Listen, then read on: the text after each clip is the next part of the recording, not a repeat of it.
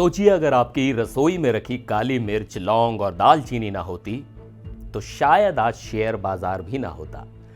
यह बात सुनने में थोड़ी अजीब लग सकती है, लेकिन सच है। मसालों के व्यापार ने ही दुनिया की सबसे बड़ी आर्थिक व्यवस्था यानी स्टॉक मार्केट को जन्म दिया था। आज जब अमेरिकी राष्ट्रपति डोनाल्ड ट्रंप की टैरिफ नीतियों की वजह से भारत समेत दुनिया भर के शेयर बाजारों में उथल पुथल मची है, तो सवाल उठना लाजमी है कि आखिर ये बाजार शुरू कहां से हुआ।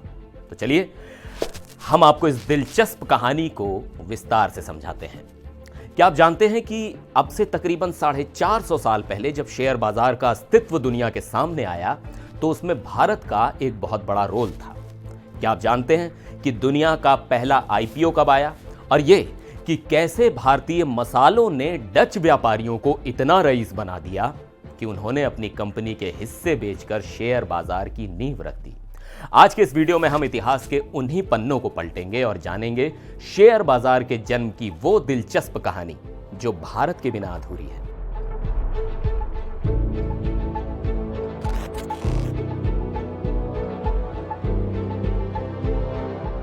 इस कहानी की शुरुआत सदियों पहले हुई, जब यूरोप का पूरा व्यापार समुद्री रास्ते पर टिका था। उस दौर में आज की तरह आधुनिक जहाज नहीं थे। माल लेकर निकलने वाले जहाजों के लिए समंदर एक खौफनाक सपने जैसा था। कभी भयानक समुद्री तूफान में जहाज डूब जाते तो कभी समुद्री डाकू सब कुछ लूट लेते थे। उस समय बीमा या इंश्योरेंस जैसी कोई चीज नहीं थी। अगर एक जहाज डूबा तो उस व्यापारी की जिंदगी भर की पूरी कमाई भी उसी जहाज के साथ डूब जाती थी। इसी जोखिम का समाधान खोजते हुए एम्स्टरडैम के एक बड़े व्यापारी डिर्क वैन ओस के दिमाग में एक आइडिया पनपा। उन्होंने सोचा कि क्यों ना इस जोखिम को बांट लिया जाए। मान लीजिए एक जहाज को तैयार करने में 10,000 रुपए लगते हैं। अगर 10 लोग मिलकर एक 1,000 रुपए लगा दें तो क्या होगा? अगर जहाज मुनाफा कमाकर लौट आएगा तो सबको हिस्सा मिलेगा, और अगर जहाज डूब भी गया तो किसी एक आदमी की कमर नहीं टूटेगी। बस यहीं से व्यापारिक हिस्सेदारी को कागज पर लिखा जाने लगा और इसी कागज को कहा गया शेयर। शेयर का आइडिया हिट हो चुका था, लेकिन इसे पंख तब लगे जब साल 1602 में दुनिया की सबसे ताकतवर कंपनी VOC यानी डच ईस्ट इंडिया कंपनी ने अपना हाथ फैलाया। यह वो दौर था जब यूरोप में भारत के मसालों की दीवानगी थी। भारतीय मसालों को वहां सोने चांदी के भाव तोला जाता था। VOC भारत से मसाले और कपड़े ले जाकर यूरोप में मोटा मुनाफा कमा रही थी, लेकिन बड़े प्रोजेक्ट्स के लिए उन्हें बहुत सारी पूंजी चाहिए थी। इसी पूंजी का इंतजाम करने के लिए VOC ने दुनिया का पहला आईपीओ लॉन्च करने का प्लान बनाया, जिसके बाद शहर में मुनादी कराई गई कि आओ हमारे साथ व्यापार करो, जितना चाहो उतना पैसा लगाओ और कंपनी के हिस्सेदार बन जाओ। लोग पैसा लगाने के लिए टूट पड़े। देखते ही देखते कुल 1143 लोगों ने अपनी जमा पूंजी VOC में लगा दी। चूंकि उस वक्त कंपनी का कोई दफ्तर नहीं था, इसलिए डिर्क वैन ओस अपने घर पर बैठकर ही बही खातों में निवेशकों का नाम लिखते थे। यहीं से पब्लिक होल्डिंग की शुरुआत हुई।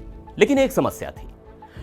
दरअसल कंपनी ने यह नियम बनाया था कि निवेशक को कम से कम 10 साल के लिए पैसा निवेश करना होगा। अब अगर किसी को बीच में पैसे वापस चाहिए तो वो क्या करे?